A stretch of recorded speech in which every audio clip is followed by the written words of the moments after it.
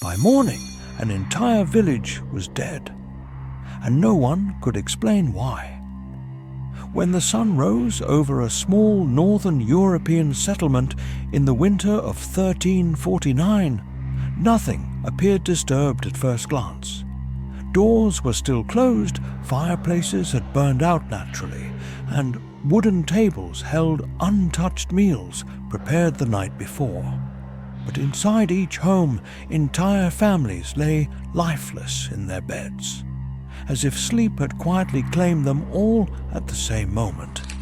There were no signs of violence, no overturned furniture, no desperate attempts to flee. No church bells had been rung, no warnings were sent to neighboring towns. During the Black Death, death was chaotic, loud, and merciless.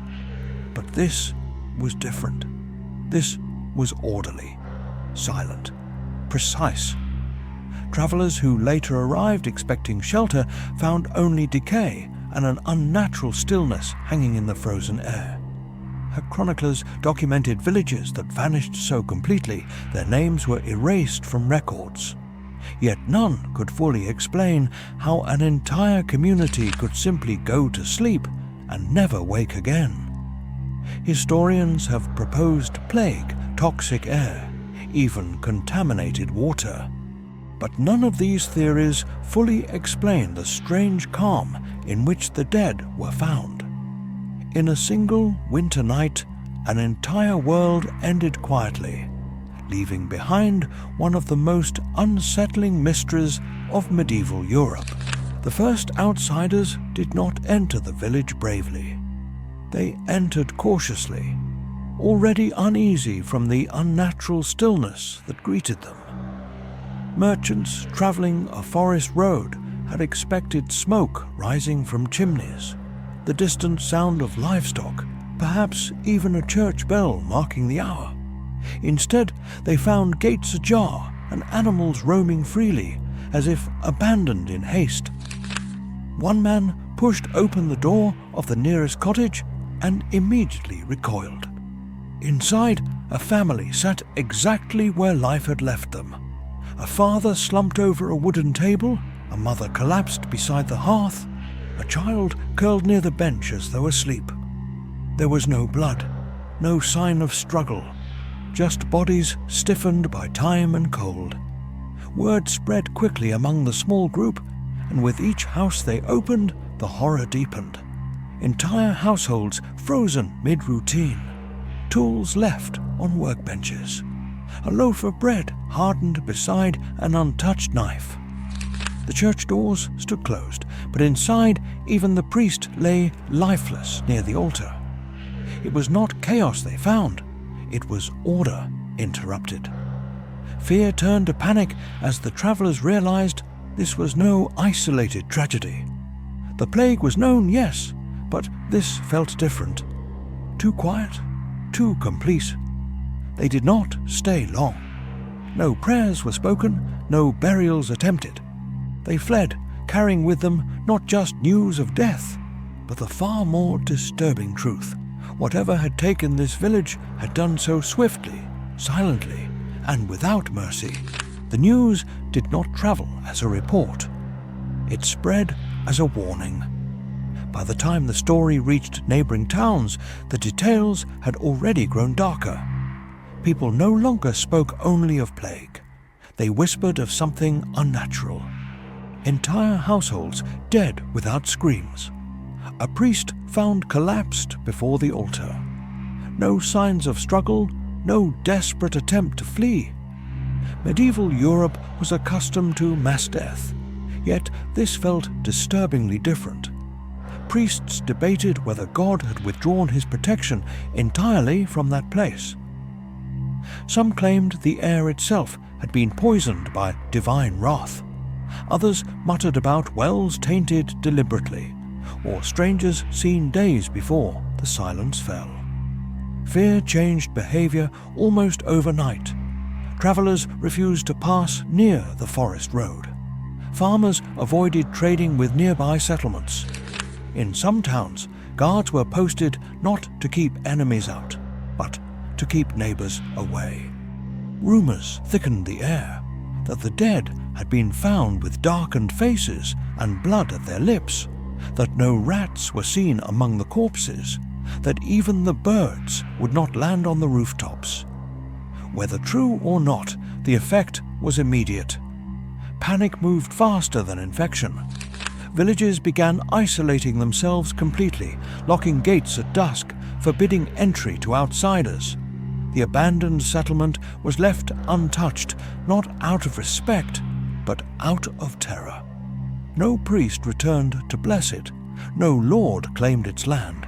It remained where it stood, a silent monument to something no one fully understood, and something no one dared investigate twice. Eventually, curiosity overcame fear. Or perhaps desperation did. A small group, sent under the authority of a regional lord and accompanied by a priest, returned to the abandoned village weeks after its discovery. By then, decay had begun its slow work. The cold winter had preserved much, but not perfectly. What they found confirmed the earlier accounts. No wounds, no signs of violence, no defensive chaos. Some bodies bore the dark swellings associated with plague, yet others did not. A few appeared as though death had come too quickly for symptoms to fully surface. The priest ordered prayers. The men dug shallow graves, but the ground was stiff with frost, and the work was abandoned before completion. Fear crept back in as one of the workers reportedly fell ill shortly after returning home. That was enough. The official explanation became simple: plague, swift and merciless. It was safer that way. But not all details fit comfortably. Chroniclers mentioned an absence of rodents in some accounts. Others noted that neighbouring settlements did not immediately suffer the same sudden collapse.